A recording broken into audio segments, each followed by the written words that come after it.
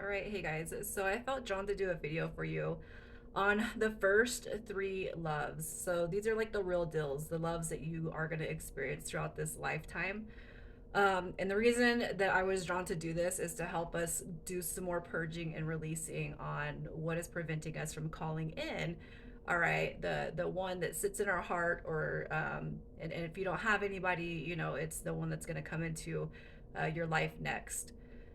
So when we talk about the three main loves, I'm not talking about the little situationships, the little ones, the little toxic that last a couple of months. I'm talking about there's going to be three main people that come through your life and influence you and impact you, all right, in real big ways. So if you guys have met um, this last one, what I'm going to tell you is there's still a lot of growing and healing that needs to be done before you will see union with this person, okay? So the first person that you came into contact with, what that soul contract was, is to start putting into play the distorted view of masculine energy. I'm not talking about men. I am talking about women and men and how we see, all right, masculine energy in a distorted view or concept. Okay, so the first person that you came into your feelings for. Now, they're going to be the first person that you have fallen in love with. It does not mean that you are the first person they have fallen in love with. However, that energy could be mutual. Okay, so the person that you fell in love with, your first love, what happened with this connection is this is where the ego is very, very pronounced. The ego is very, very pronounced. It might be that this person kept you hidden. They only called you whenever they couldn't get anybody else's attention. If you guys like to play games in the past and you like to, put yourself out there, in more ways than one, it could be that this person kept you hidden for those reasons. Okay. It could be that there was lying, cheating, um, just abuse of the mind in that aspect. If you guys were an actual couple. Now, if you weren't an actual couple, it's almost like what I was seeing was there never any commitment. Okay, there was never that was the stronger pull of this dynamic. There was never any commitment, but this person only reached you or only interacted with you when there was nobody else around. So if there was somebody else that's better, they went with the better choice. Okay. In regards to females that dealt with this person, it could be that you were used for sex, and you never put a stop to it. Okay, for whatever happened, whatever dissolved the connection, you never put a stop to it. You allowed this person to come through into your life whenever it was that they felt like it. Okay. And if you were a man, it's like you allowed this feminine energy to come through, whether it was money, whether it was sex, whatever it was for. You never put your foot down with this person or this concept. You just kept allowing it and allowing it and allowing it. Okay. And if you guys were committed, what I'm gonna say is there was probably cheating, there was games, there was lies, there was all this other crazy, obnoxious BS. And you didn't leave for whatever reasons. You wanted to keep the family together. You had kids together. You're afraid of branching out on your own in such a way because all you knew is that place, that person, that money. So it's like you didn't. You stayed too long. You stayed. You overstayed your welcome. All right. So what you were meant to transmute from this first love is all those pains that you. I know that you recognize them now, but if you guys haven't gone through like the transmutation process where you can sit with this person and you can talk to them energetically as if you were praying with them, you forgive them and you heal that energy. All right, you tell them, I forgive you for the ways that you treated me. I forgive you for what you've done to me. All right, and I forgive myself for carrying those wounds. And then you thank this person for blessing you with the situation. You thank them because it is a blessing in disguise, even if you can't see it right now. Okay, because what they're doing is they're the ones that are starting to bridge the gap between you and your higher self, your divine self. Okay. So that's what I seen with person number one. And now person number two comes through as very, very guarded. You can't talk to them. They don't talk about their feelings and emotions, but it's not going to be something that you catch right away. Okay. And every time you guys have a falling out or you have an argument, what happens is this person goes within, they start to retract, they start to put this wall up. Okay, if they weren't already severely hurt, or like you were a rebound, they put this wall up, they build this wall up in such a way that communication starts to just, it trickles. So it's like the conversations, there's really no muscle behind the conversations that you have with this person, especially when it comes to processing arguments and processing where we don't resonate with each other, right? So this second person comes through with wounds from childhood, they come through with wounds from past relationships.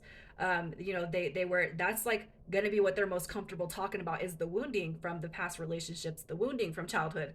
And that's their reasoning for being so closed off, being emotionally withdrawn, being emotionally unavailable, being just jealous, moody, insecure. So that second person that comes through, um, basically what I see with this is there could have been a third party dynamic, either you or this person stepping out of the situation, because it's almost like starting off with an emotional connection, and then it's kind of expanding into this physical connection.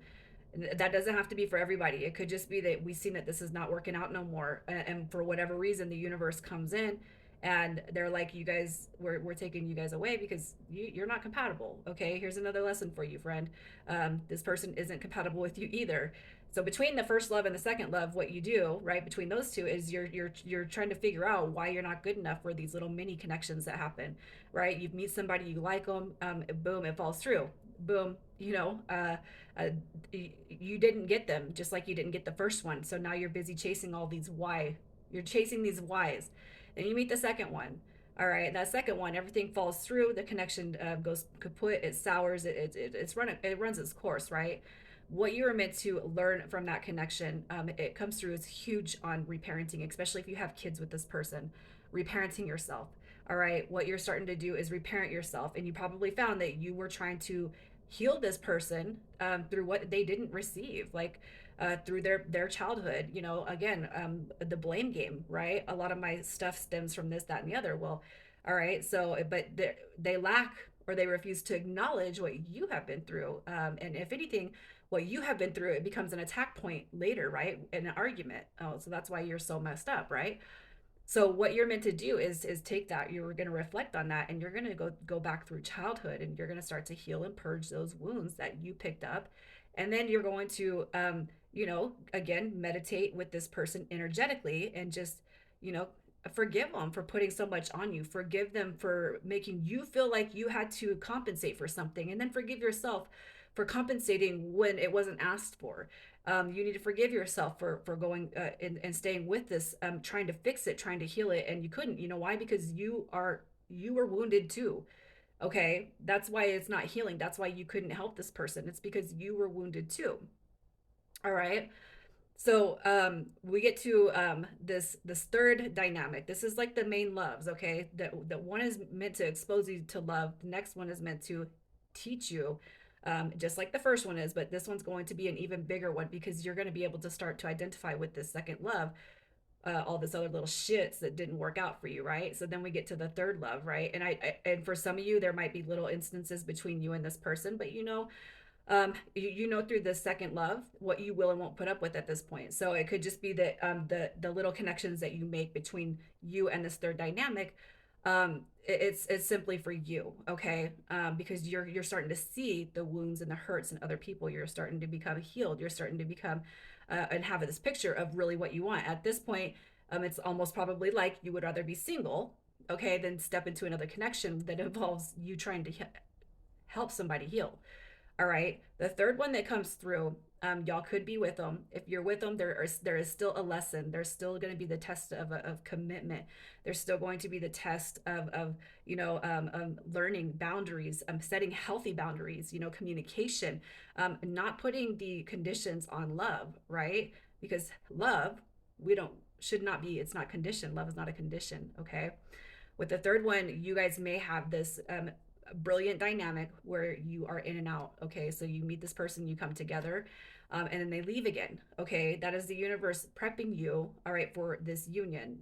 If you feel like this is toxic at this point, um, it's probably just another lesson.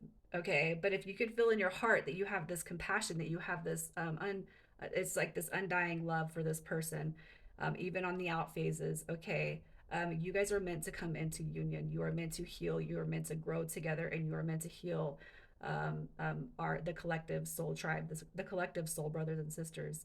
All right. If you get to this situation right here, and you haven't met anybody, and you have these two loves, that means that the third one has not come in yet, because we're still healing and purging through the lessons of the first two loves.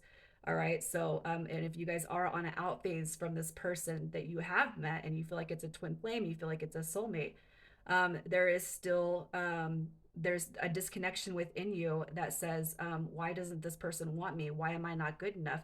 Why isn't this coming together? I'm doing the healing, I'm doing the growing. It's because you're asking yourself why. You're not stepping behind, you're not seeing the silver lining. Okay. And it's like, when you put yourself down in that lower frequency of wanting to call this person in and they're not here yet, you're not vibrating at the frequency of what you want. Okay. Because the frequency, the vibration that you want to call in is up here, right? Because that's how this person makes you feel. They make you feel young and vibrant, and they make you feel good and happy.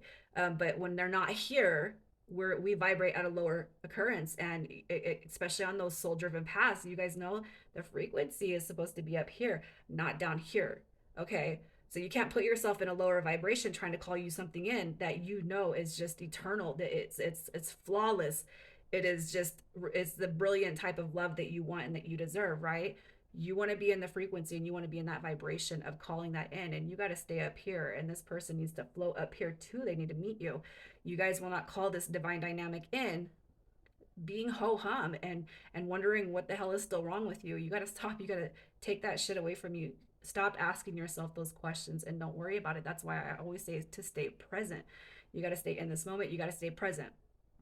Okay, because if we start thinking too much about the future, we bridge the gap between anxiety. And if we think too much about the past and we can't heal from that, all we're doing is creating depression, especially when we start comparing every single person and every single instance of ourselves to the past life versions. So that the past, and I mean this life, but the past versions of ourselves. Okay.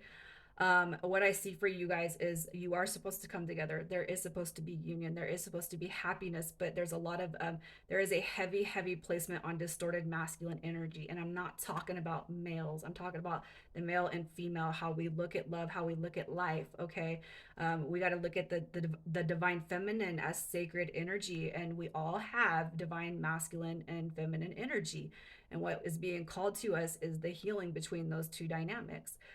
Don't worry about what's coming, and don't worry about what's not here, and don't worry about what's supposed to be here, you guys, because what you are meant to have, it's going to come up for you. It's going to show up for you. You just got to have enough faith, all right, that God and the universe can hear you. You got to know that the universe and God are very powerful, and they want to deliver this to you. But these little tests we go to are also a test to your faith. All right. You guys take care.